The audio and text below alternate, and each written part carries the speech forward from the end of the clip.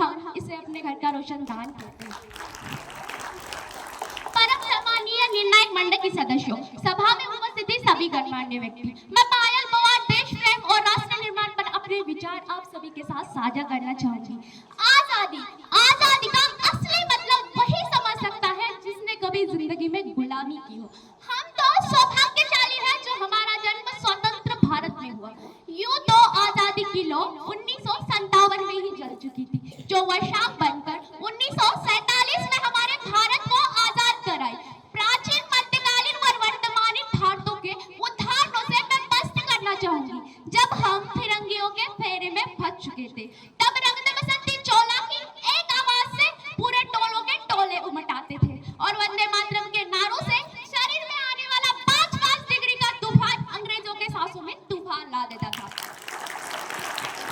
सब लोग मर जाते थे, मिट जाते थे, फांसी चढ़ जाते थे, फिर भी अपनी देशभक्ति साबित कर देते।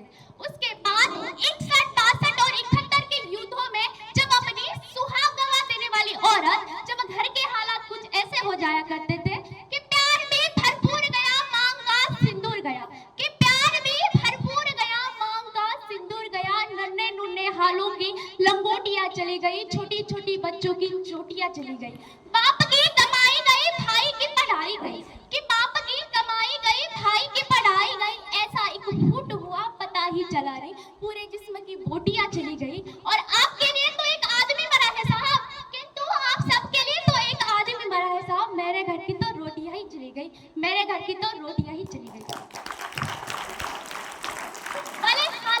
वाले हालात पैदा हो जाने के बावजूद भी एक माँ अपने बेटे को जब सरहद पर दुश्मनों की धज्जियां उड़ाने के लिए भेजा करती थी, तब उसे पत्र लिखाकर कहती थी कि अम्मा ने खत लिखा है बड़े ही विचारों से, कि अम्मा ने खत लिखा है बड़े ही विचारों से, बेटे मेरे ना घबरा जाना, 1 इंच भी पीछे ना हटना, चाहे इंच इंच कट जाना, चाहे इंच इंच कट जाना।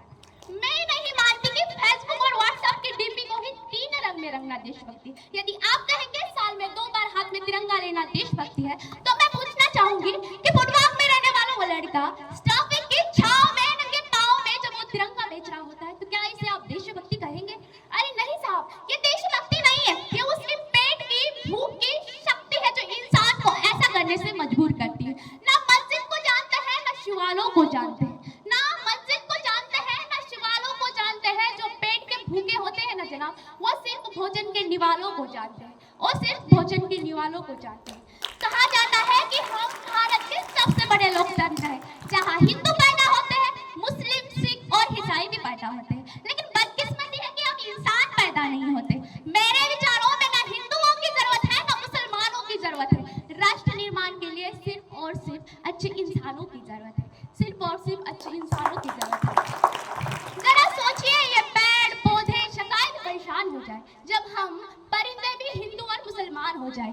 असल मायने में हमारा राष्ट्र निर्माण का स्वप्न तब पूरा होगा जब एक गरीब बच्चा अंदाज़न भोजन के लिए नहीं बल्कि ज्ञान के लिए सरकारी स्कूल के चौखट पर कदम रखेगा। असल